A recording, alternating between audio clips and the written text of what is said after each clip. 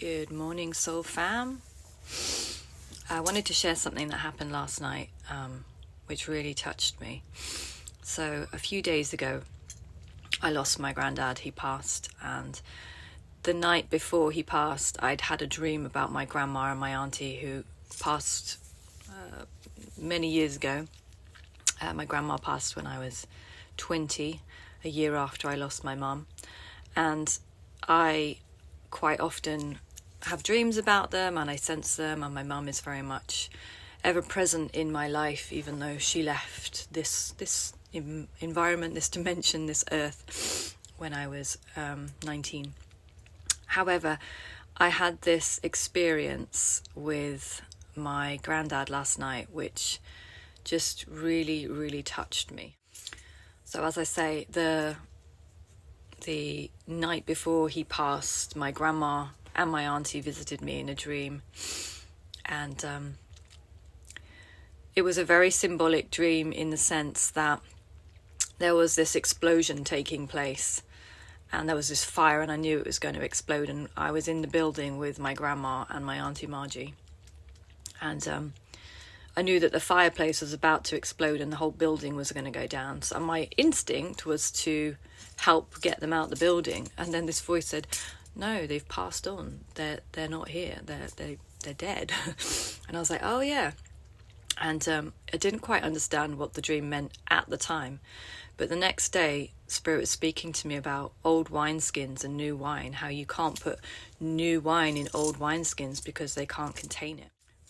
The idea of that principle, or that parable, was that wineskins used to be made out of leather, and once that leather had got hard, it didn't have the ability to have that expansion, so you couldn't pour new wine in it without it like breaking, and it was not a suitable container for the new wine. And what Spirit was trying to portray in that is sometimes the older generation, or people who are stuck in a mentality, let's say a religious mentality, they can't comprehend the new spirit, the new wine, the new ways of thinking, the way that perhaps we've become accustomed to, knowing that there is no limit with Spirit, and that there's so many things that we're able to do and have these superpowers. And I don't think some of the people in my previous generation fully understood half the stuff that I talked about. And so with that dream, I felt like Spirit was speaking to me, saying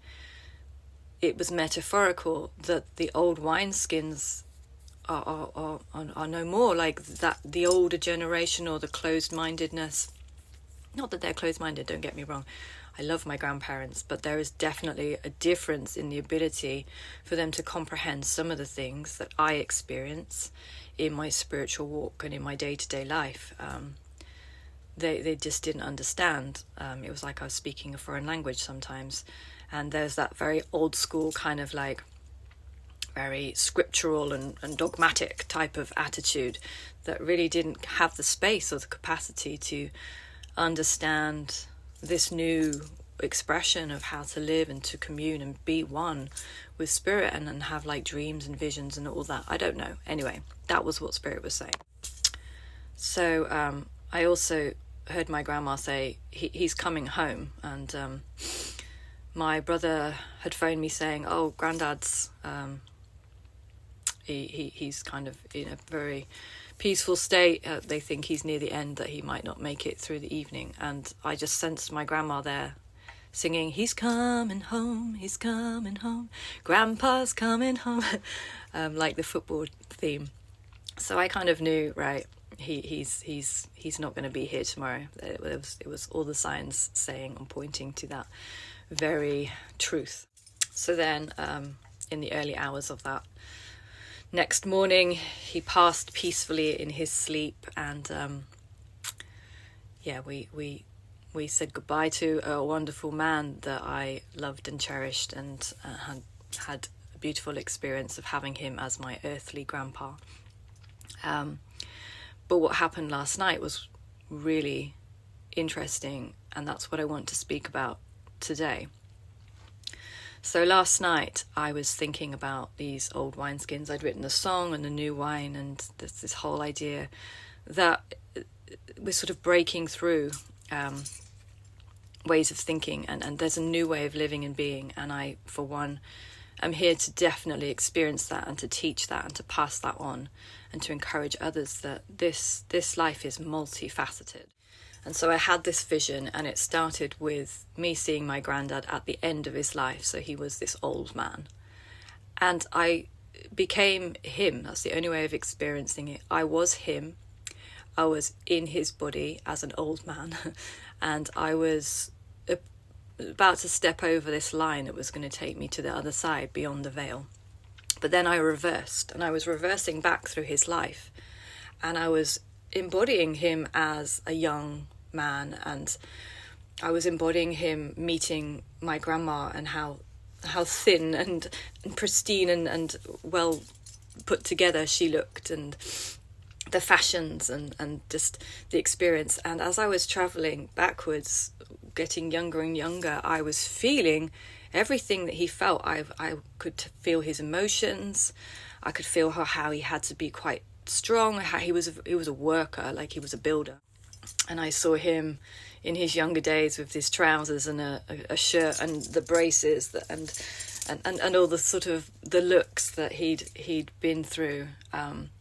And then I felt I was this little boy, and I had this kind of school cap on, and I was in this little uniform running around. It was going to choke me up. Running around. I can't talk. And I went back all through his life, and I kept going back, and I kept going back, and I kept going back, and I was getting smaller and smaller in this experience, to the point where I became a cell in his body, and I was going through all his DNA, and I was like, I am part of this man. This man's DNA is a part of who I am, and the genealogy of my family history. I literally am a part of my granddad, and I was shrinking right back to the point where I was this tiny cell in his body.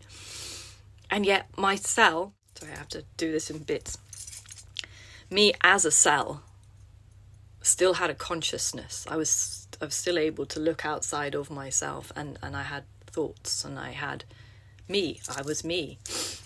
I was consciousness itself in this cell. And I knew that we're all one. We're all part of the same source. If you go right back, where do we go? We go back. We're all one. We're all part of each other. And then from that, as far back as I'd gone, I started to go forwards again towards him growing up. So I'd gone in reverse, and now I was going this way. So I went back through being him as a little kid running around and meeting my grandma. And then when he met my grandma, it slowed down. And again, I was there looking at her for the first time and knowing that I loved her and that she was going to become my wife. And then I saw them getting married, and I saw them have 2 children, which was my mum and my uncle. And it's going to choke me up. But in his body, I was myself, and I was thinking, he doesn't have the same ability and the same emotional capacity that I know that I have. He feels love, but he feels it very differently to the way that I feel love.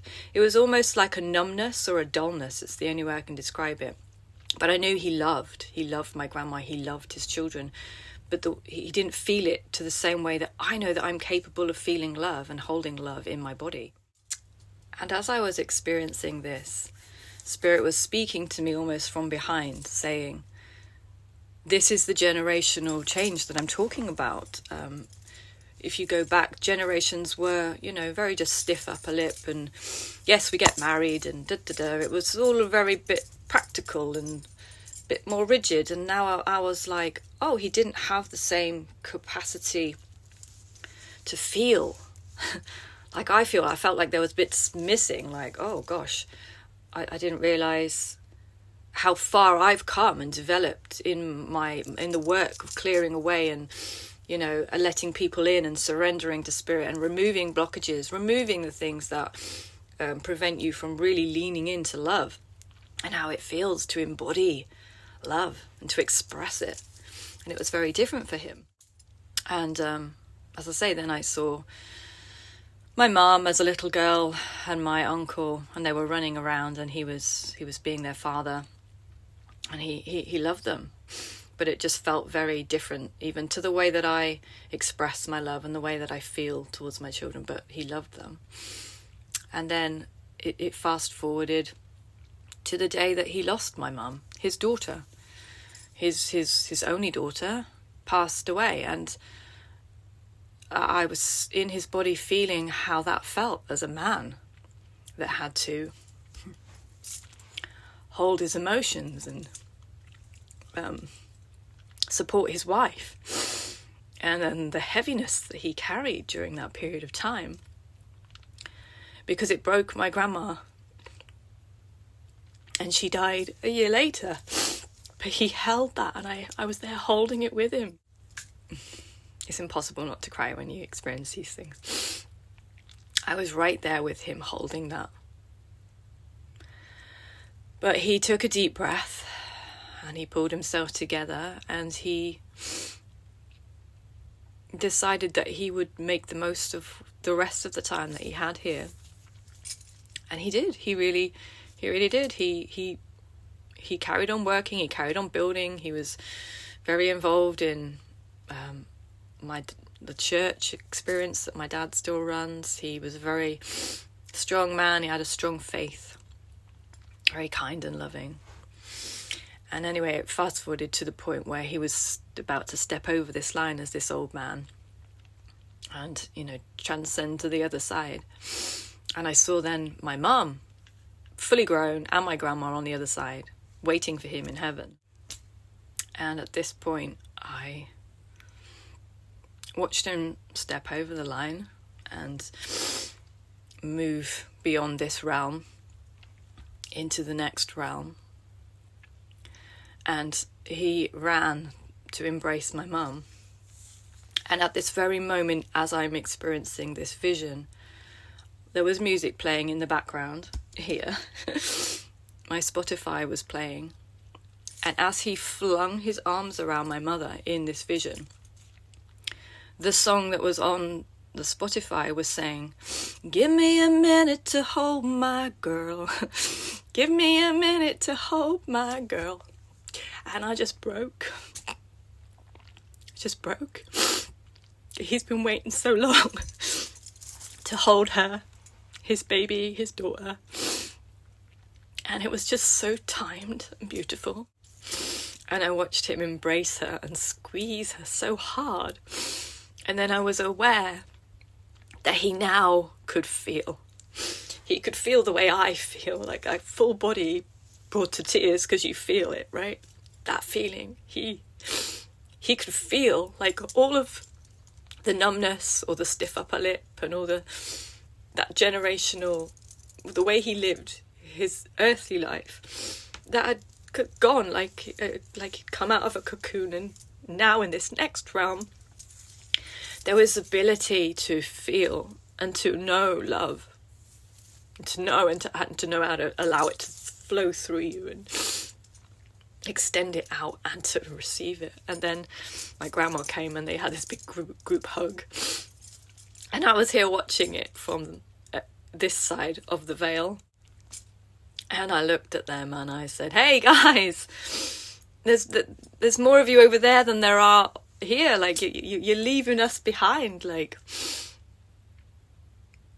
And they just all turned to me and they were like cheering me, and they were jumping up and down and they were waving, and it was like banging their feet, like this cheer, full-bodied, all of them, like, keep going. Keep going, you're there for a reason. You're there for a reason, and you're going to stay there and you're going to change shit. They were telling me, you're going to change shit, because what you've just experienced in this vision is the knowledge that you are breaking generational curses or generational experiences of this is how it's always been done. No, it's going to change. We're changing things just by embodying and connecting and knowing that we're not of this world. We are in this world, but we are not of this world. And I I suddenly became one with the universe. And I heard this voice saying, do you want to know what's at the very beginning? And I went back, and the same experience of being this cell going back. And I got to the beginning of time, the alpha. And it was this bud, like this flower bud. It looked like a rose. And I looked at it, and I knew it was love. It was love. And then I shot forward in time. What's at the end? What's at the end? There almost wasn't an end. There's no end. It just keeps going. But it was love. Everywhere I went, it was love. And I was aware from every cell and every piece of DNA in our body, it would spell love. We are made of love. And I asked the universe, I said, what is the key to life? And without even a hesitation, these words came back to me, and they said, be kind. Be kind. And I just knew in this moment, this experience, it was such a multifaceted, as if I broke into a million pieces and each part of me was having a connection or an understanding. It echoed love. And I heard Spirit say that you become prettier, you become more beautiful and radiant when you act in love. Because everything you do on a microscopic scale has an amplification beyond our wildest dreams. And if we knew the effects of the way we behave, we would change. And I felt this peace and this kindness sink into me in a way that I know it's already there. But it was like a blanket, a heavy blanket rests on me. And I just knew I want to hold that frequency, and I want that to be my banner or my mantra, to be kind. Even when you have to set boundaries, I'm not talking about being a doormat. There's things that we just don't accept because people we're not all able to have this concept of how to be with one another, and that's where it goes wrong. But in all of the interactions that I have choice, and I can make a choice, I want to choose to be kind. Because it changes people. I also knew, and I know more than ever, something's changed in me recently. It's a constant evolution. But I don't see any difference between being in this earthly realm, in this earthly body of mine, and I can step over the veil and I can be in spiritual realms. I just have free reign in all these places, and I know that I visit like 12 dimensions, and in each of those dimensions there's a deeper experience, and it's a higher vibrational experience, and it's more love, and it's more love, to the point where I think if we we wouldn't want to come back if we fully felt it. Because it's all-consuming love. But I know that I visit there enough to to be covered in it, to come back here and choose to share it. And I was saying to my partner, because I was describing this vision as I was experiencing it, I was saying there is no fear in death. Death is swallowed up. There is no fear in death. I'm not afraid of death. I don't want to get poorly, and but I don't fear what's on the other side, because I'm there. I visit it. I know how it feels to be in heavenly realms, in so many different realms, just floating around in the universe, surrounded by love, just cascade. Like, I know how it feels. I don't fear what's on the other side, because I'm there. I don't know why, but I think partly it's to bring the change here. Because this earth needs changing, and it can only change by us changing and choosing a different way. There's so much I was speaking on. There is a dimension, there is a kingdom in this structure that is gold. The kingdom of heaven, that principle exists here. It's in this earth. And people quite often always, want to escape from this life instead of building upon this kingdom that exists. It's like thin gold. I saw it like this infrastructure that exists within the matrix or within the earthly principles. But the earthly principles are not made of universal principles, and universal principles is the kingdom of heaven, which is spoken about in scripture. It is the universal principle, and the structure of that is love. And you can build upon it. Don't build your house upon the sand. Build it upon the rock. What is the rock? It's this universal principle of love. And I saw this kingdom being built within. It's here. It exists. And it gets stronger. How? By us connecting to that, to source, to connect to love and building something different.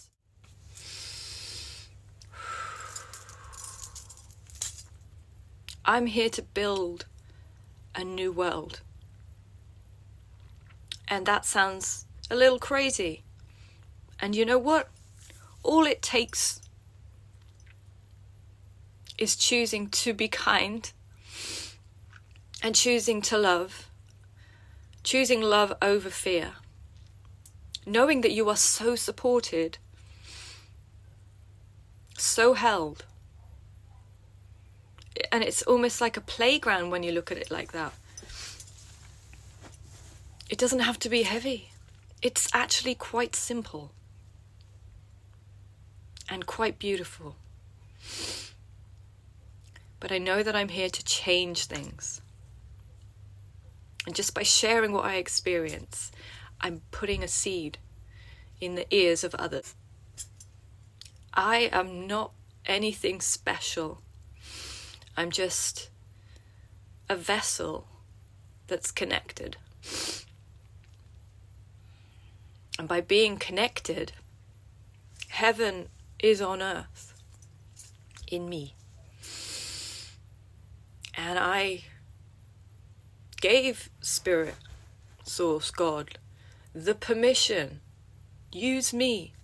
Send me. Use my voice. Use my body. Use these arms. To bring that here. Let me bring some light. Let me bring some hope. Let me wake people up to know that they're so loved. And there's so much joy to be had in life. And